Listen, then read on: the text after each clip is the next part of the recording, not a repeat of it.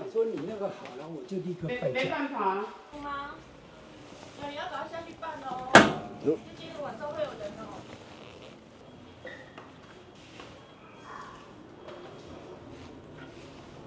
Dobra, myślę, że room toura po mojej kapsule nagram wam później.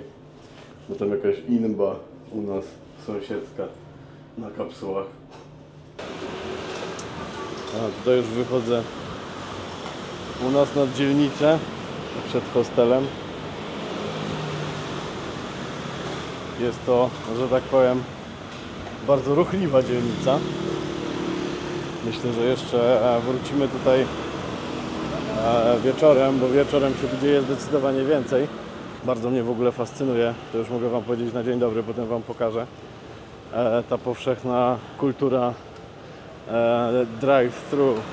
Jakby tu jest mnóstwo takich budek wszędzie z jedzeniem, sklepików i praktycznie nikt nie podchodzi do nich na piechotę, tylko wszyscy podjeżdżają na skuterach i czasami mają trójkę dzieci ze sobą jeszcze.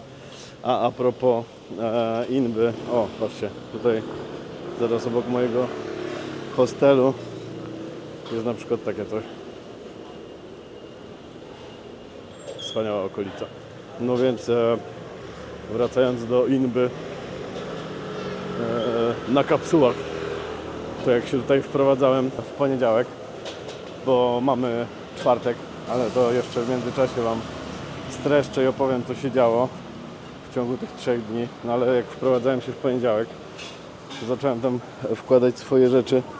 No i z kapsuły obok wyszedł gość z Indonezji, bardzo sympatyczny, młodszy koleżka. On tutaj przyjechał na hiking, więc codziennie rano wychodził o 6 iść w górę. Ze 2 razy się spotkaliśmy, bo ja jeszcze montowałem jakieś rzeczy, które przywiozłem ze sobą z Polski, bo niestety nie udało mi się oczywiście nie zabrać ze sobą żadnej pracy.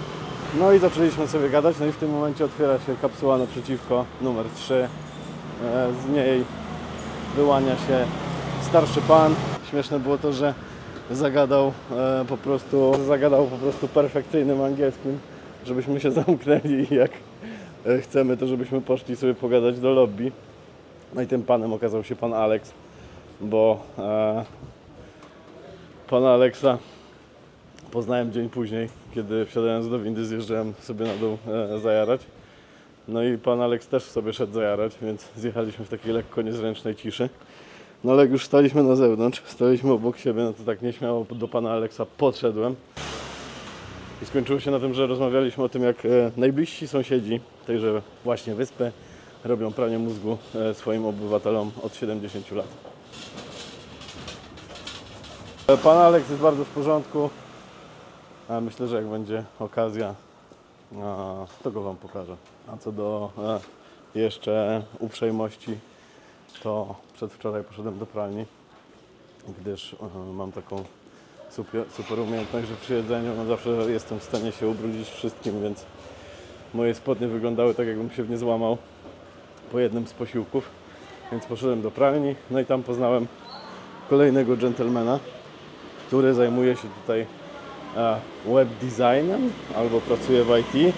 No i zaczęliśmy rozmawiać, ja tam siedziałem, obrabiałem sobie zdjęcia na komputerze. Zagadał, zaczęliśmy gadać, no i był tak uprzejmy, ale do tego stopnia, że myślałem, że że chce mi pomóc wyciągać moje gacie z pralki.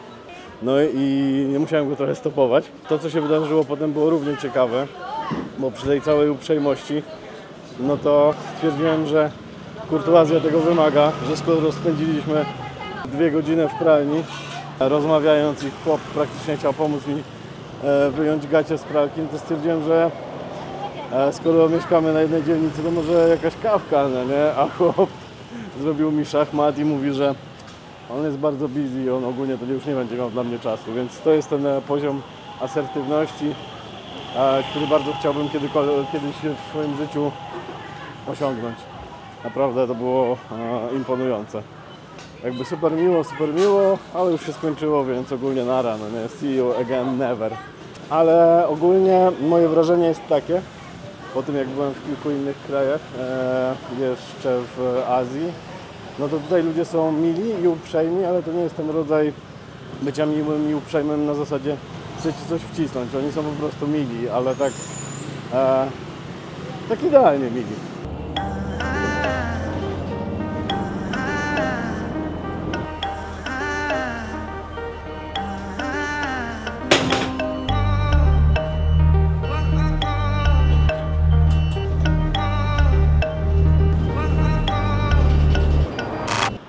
Drodzy, kochani widzowie, a jadę sobie właśnie na Camera Street, ale o Camera Street wam zaraz opowiem, bo wsiadłem do autobusu i oczywiście pomyliłem autobusy, ale nie ma tego złego, co by na dobre nie wyszło, bo trafiłem na to. To jest grobowiec Chiang Kai-sheka. Co wiem o tym miejscu? Jeszcze nic. Ale się dowiem i przyjdę tutaj innego dnia, gdyż dzisiaj moim celem jest Camera Street. To było w zasadzie pierwsze miejsce, o którym pomyślałem w Tajpej, że chciałbym zobaczyć. To jest prawdopodobnie jedyne takie miejsce na świecie. Jeżeli się mylę, to wyprowadźcie mnie z błędu, ale prawdopodobnie jest to jedyne miejsce o takim nasyceniu sklepów fotograficznych. Tam jest jedna główna ulica, na której jest ich najwięcej i dookoła we wszystkich bocznych uliczkach też są sklepy fotograficzne. No i teraz fun fact.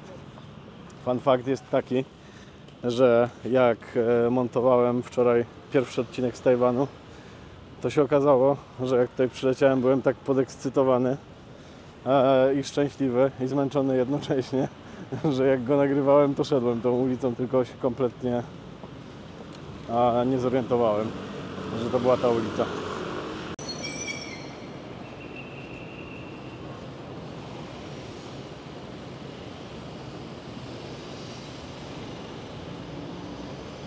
Kochani, mamy to.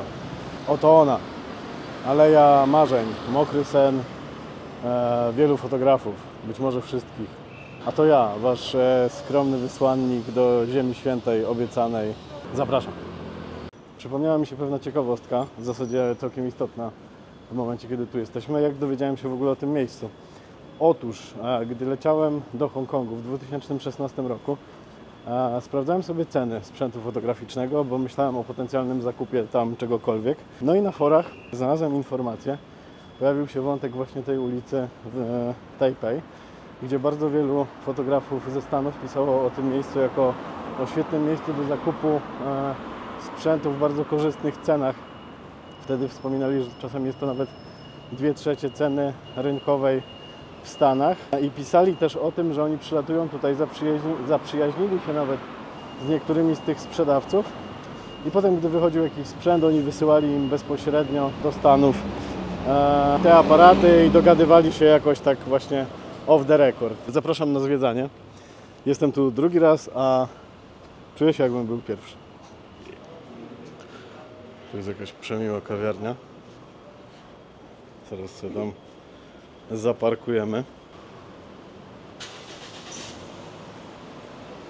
Hej. Wygląda na to, że albo dzisiaj jest jakieś święto,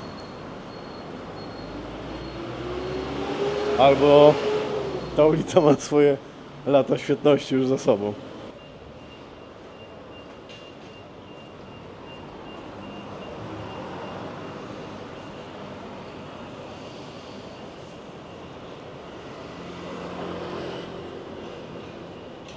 No ale jak wiadomo, kochani, sprzętu jest wiele, firm jest wiele, ale mnie na tym wyjeździe interesuje szczególnie jeden sklep. To znaczy tutaj jest chyba jeden z punktów po prostu Lajki, z tego co się orientuję, gdyż Lajka ma w Tajpej Leica Store jako autonomiczną jednostkę i na pewno postaram się tam udać, a tymczasem zajrzę do tego, bo już tu widzę parę gadżecików.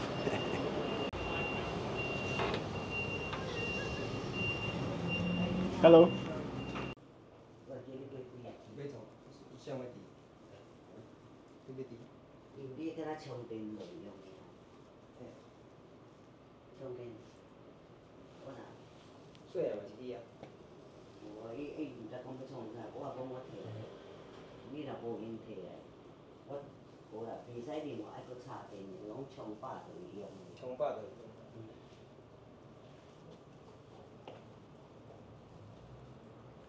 So what's that? Is it the Phoenix? Maybe. I don't know. Bardzo fajny sklepik, bardzo dużo fajnych rzeczy, więc musiałem go po prostu szybko opuścić, gdyż pokusa była spora. Nigdy nie widziałem tylu M5, 6 i 7 w jednym miejscu, całego przeglądu obiektywów, niektórych nie widziałem nigdy wcześniej. No i prawie pani się udało na namówienie mnie na zakup przycisku do spustu migawki z tajwańskim Feniksem. Prawie jej się nie udało, bo jestem tu jeszcze parę dni i wszystko się jeszcze może zdarzyć. Ale przypomniała mi się jeszcze jedna ciekawostka z Tajwanem około fotograficzna. Nie pamiętam dokładnie, który to był rok, ale myślę, że około 10 lat temu to mogły być okolice 2012. Nie wiem, ale jakby precyzyjna data nie ma większego znaczenia. Chodzi o to, że właśnie około 10 lat temu w Tajwan uderzyło bardzo duże tsunami i to był okres, w którym nastąpiło zdecydowane tąpnięcie, jeżeli chodzi o ceny sprzętu fotograficznego na całym świecie, a powodem właśnie tego skoku cen było to, że tajfun uderzył w Tajwan, gdzie znajduje się większość fabryk produkujących części oraz sam sprzęt fotograficzny. Więc wtedy jak tutaj zalało wszystko, no to ceny na całym świecie automatycznie poszły do góry i nigdy już nie wróciły do poprzednich cen. I to był ten taki historyczny moment w XXI wieku, kiedy był największy skok cen sprzętu fotograficznego. To ja, wasz korespondent, specjalnie z serca fotograficznego Tajwanu. Cześć. Bye bye.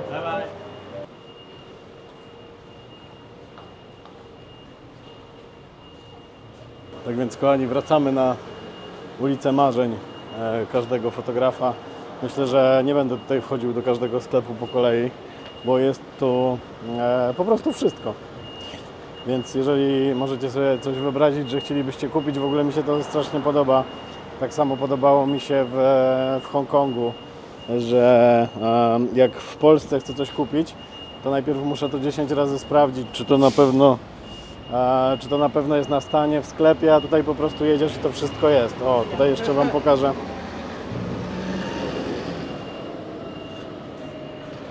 Ta ulica ma w ogóle taką tablicę na wjeździe, która jasno i wyraźnie wskazuje, co na tej ulicy się znajduje. Więc zrobimy sobie tutaj jeszcze mały tour.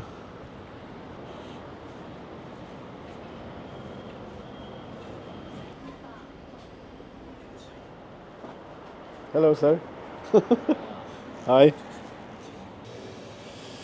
Jest też kącik gastronomiczny, oczywiście.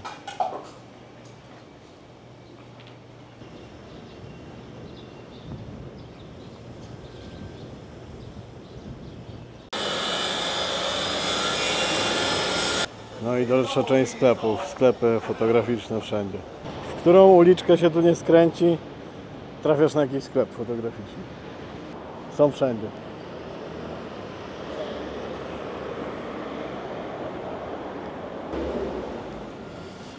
Ale myślę, że ewentualne chodzenie po sklepach zostawię sobie na koniec, bo znam siebie i obawiam się, że takie zwiedzanie sklepów teraz, w zasadzie na początku tego wyjazdu, może być bardzo ryzykowne i zagrozić powodzenia reszty operacji finansowo.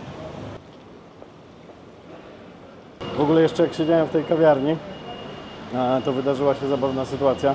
Podszedł do mnie ziomeczek, który obok palił sobie papierosa i zapytał, jakich używam perfum, bo świetnie pachną i sam by sobie chciał takie kupić. No i zaczęliśmy gadać, okazało się, że koleś jest filmowcem w Tajpej. No i wymieniliśmy się Instagramami i zrobiłem mu w ogóle foteczkę, którą możecie teraz zobaczyć. To jest Carly. No i właśnie pogadaliśmy, że zostaje do środy. Powiedział, że jak chce, to możemy się pobujać. To mi pokaże jakieś super miejscówki. Tak więc Givenchy, zapraszam do współpracy. Mogę Was reklamować, że Wasze perfumy pozwalają zawierać nowe znajomości na drugim końcu świata. A propos jeszcze miłych sytuacji, to jak chodziłem i nagrywałem właśnie te ujęcia z tej ulicy, to pod tym sklepem, gdzie był napis Tamron, siedział sobie ten starszy pan, pił herbatkę i zaproponował mi herbatę i zrobiłem mu też zdjęcie, proszę bardzo. To jest właśnie ten gentleman. Więc widziałem jakiś czas temu odcinek z Tajwanu, czyjś, kto mówił, że jest to pierwsze miejsce, w którym ma problem z poznawaniem nowych ludzi, że w porównaniu z innymi krajami w Azji, to mówił, że jest tutaj już tydzień i jeszcze nikogo nie poznał. Ja poznaję ludzi wszędzie, tylko że głównie zagadują do mnie kolesie i jest to ciekawe. Znaczy zastanawiam się, czy to się jeszcze zmieni. W sumie mogłoby się zmienić, ale też nie mam nic przeciwko, żeby byli to goście. Ale fajnie by było, jakby to były też jakieś panie. Także tego.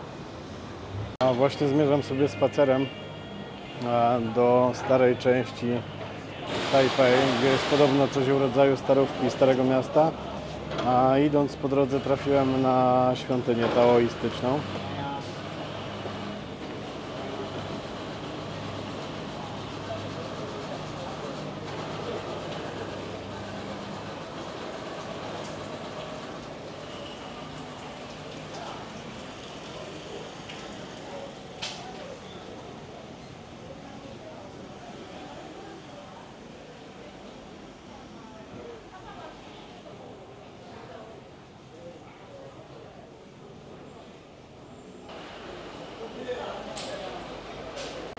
W takich miejscach można oczywiście się pomodlić w jakiejś intencji, zostawić dary, a najlepiej oczywiście zostawić pieniądze, bo jak wiadomo, pieniądze pomagają intencji się spełnić. Ale to jest prawda uniwersalna na całym świecie, nie tylko w Tajwanie i nie tylko w świątyniach taoistycznych.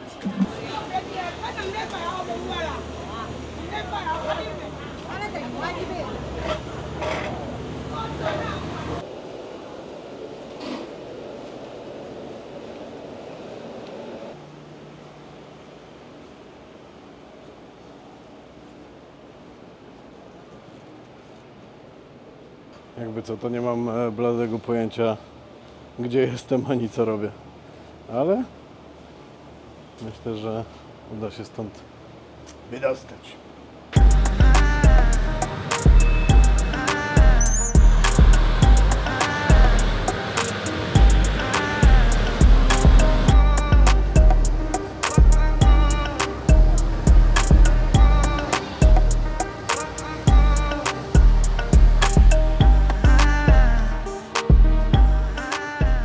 Witam ponownie w mojej ulubionej dzielnicy Tajpej, czyli Sangchong.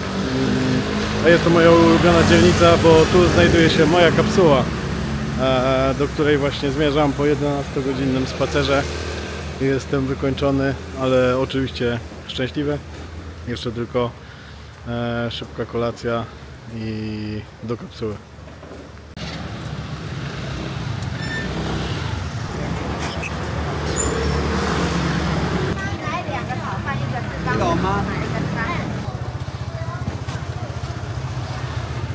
Właśnie sobie zamówiłem jakieś pierożki, nie do końca wiem, z czym one są, ale wyglądały bardzo ładnie. Państwo się bardzo ładnie do mnie uśmiechali, więc stwierdziłem, że to jest świetny powód, żeby tam zjeść. No i teraz próbuję znaleźć jakieś miejsce, żeby sobie usiąść i na spokojnie zjeść. Myślę, że znalazłem wymarzone wręcz miejsce na dzisiejszą wieczerzę.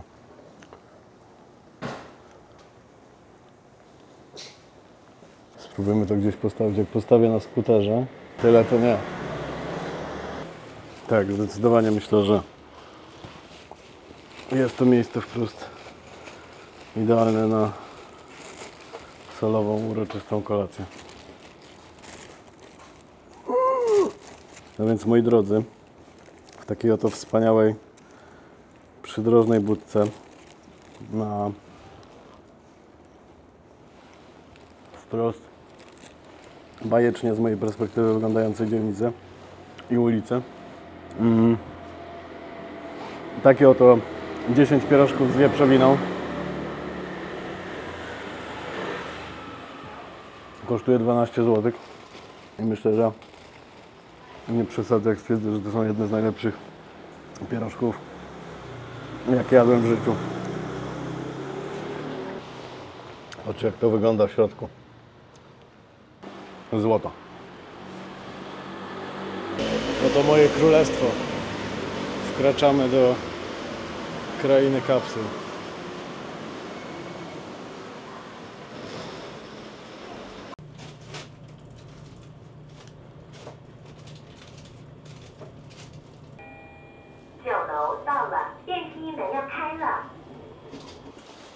Tam na końcu jest moja kapsuła.